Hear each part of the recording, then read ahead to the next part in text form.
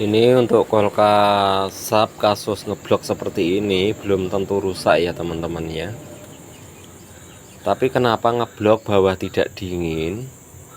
Nanti kita jelaskan ya. Ini kita video-videokan dulu pengeblokannya. Ini memang gak dingin bagian bawahnya, dan dia terjadi buntu ya pada lubangnya. Kalau kita cek dari dalamnya di sini sudah normal ya.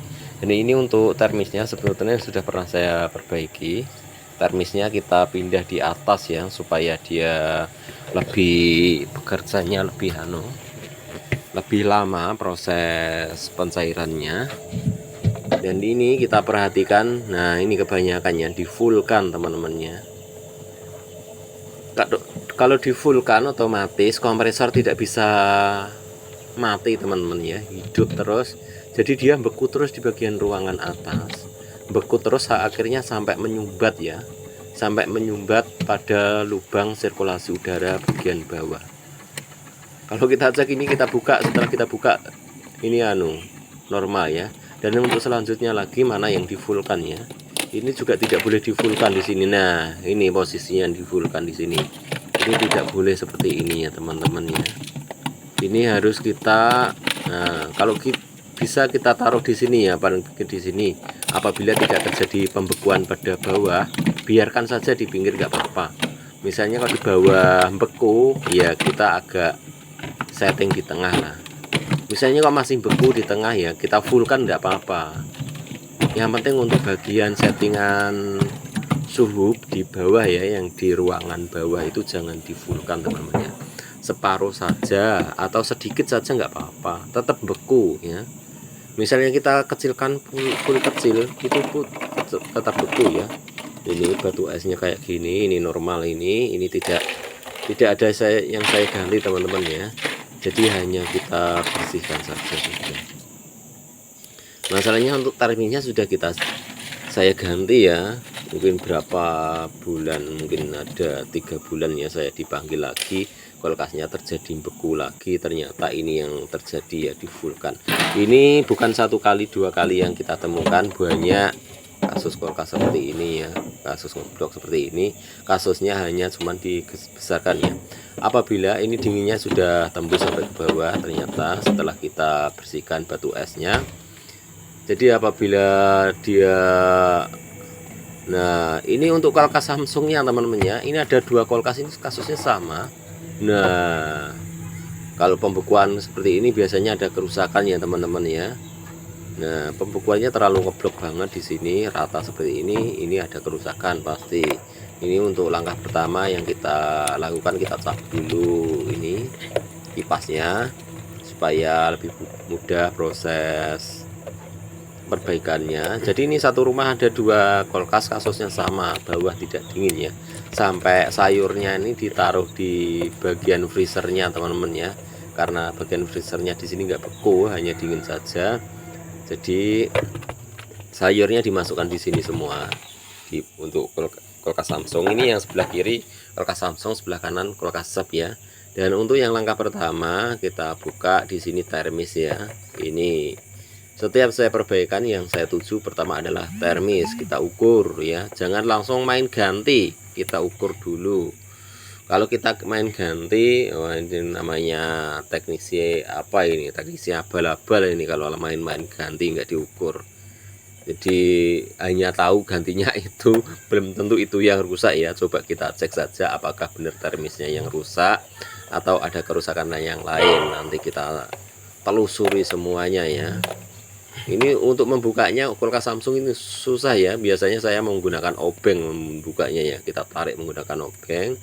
Kalau kita tarik menggunakan tangan pasti tidak bisa. Masalahnya untuk kulkas Samsung di sini ada penguncinya teman-teman ya. Soketnya dikunci.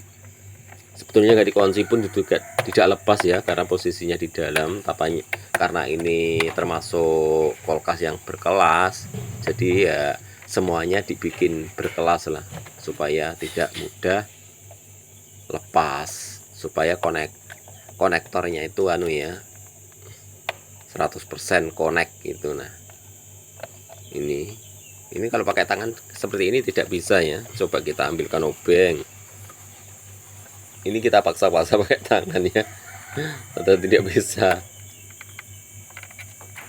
Ih, kerasnya sampai sakit tangan saya teman-teman ya. Tetap tidak bisa ya. Kita ambil obeng, pakai obeng pasti bisa kalau pakai obeng. Pakai obeng min ya, pakai obeng min, tarik penguncinya itu kita tarik, baru kita tarik soketnya. Nah, lepas ya. Ini susahnya minta ampun lepas kayak gini, masanya beberapa dilepas sama sekali. Nah, kita siapkan apometer ya. Apometer apa saja, analog bisa, digital bisa ya. Yang penting kita bisa mengetahui restansinya di sini, hambatan termisnya berapa hambatannya. Apabila 30 berarti normal ya. Tunggu sebentar, belum connect. Nah, ini 30 ya. 30K artinya dia normal. Berarti untuk termisnya jangan ganti ya, jangan langsung main ganti termis. Apabila ada pengablokan ganti termis, belum tentu kerusakan dari termis ya. Langkah selanjutnya ya, kita telusuri semuanya. Dan terutama yang kita telusuri yaitu kita cek vios, kita ukur viosnya, dan kita ukur heaternya ya. Yang pertama kita akan cek dulu heaternya, kita akan ukur. Ini susah, yang satunya bukannya langsung kita ukur seperti ini saja bisa. Yang penting salah satu heaternya sudah kita buka, satunya kita taruh soket, dan lalu kita ukur seperti ini teman-teman ya.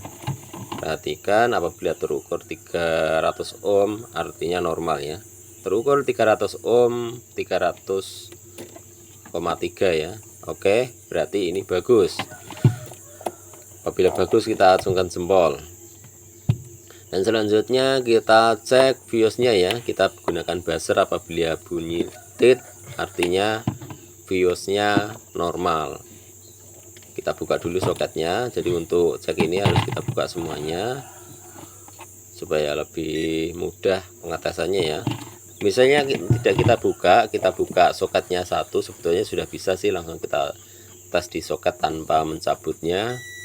Tapi kita cabut saja ya supaya rekan-rekan semuanya. Oke, untuk viosnya koneksi supaya rekan-rekan semuanya paham dengan cara-cara saya seperti ini. Jadi kita telusuri semuanya. Setelah kita telusuri, ya ini juga di fullkan ya. Ini juga tidak boleh di fullkan ya. Apabila kita di fullkan seperti ini, apabila normal ya tetap saja dia terjadilah pengeblokan ya. Ya kita taruh di angka 2 saja. Misalnya taruh angka 1 pun dia tetap beku teman-teman ya, tetap beku, enggak apa-apa. Kalau saya memang sering saya taruh biarpun freezer punya saya sendiri ya. Nah, ini buntu ya, bagian bawah ini buntu karena terjadi pengeblokan. Jadi bawah tidak dingin sama sekali seperti lemari biasa ya. Jadi ini setelah kita telusuri, jadi ada satu soket yang tidak koneksi ke modul ya. Jadi kasusnya hanya soketnya yang tidak koneksi dengan modul, semuanya normal ya. Jadi ini untuk videonya tidak kita videokan hingga selesai. Yang penting buat rekan-rekan semuanya paham ya. Jadi untuk membersihkan ini nanti kita siram air, kita bersihkan dulu. Masalahnya kasusnya sudah kita temukan hanya tidak koneksi soketnya. Terima kasih, mungkin sampai di sini dulu.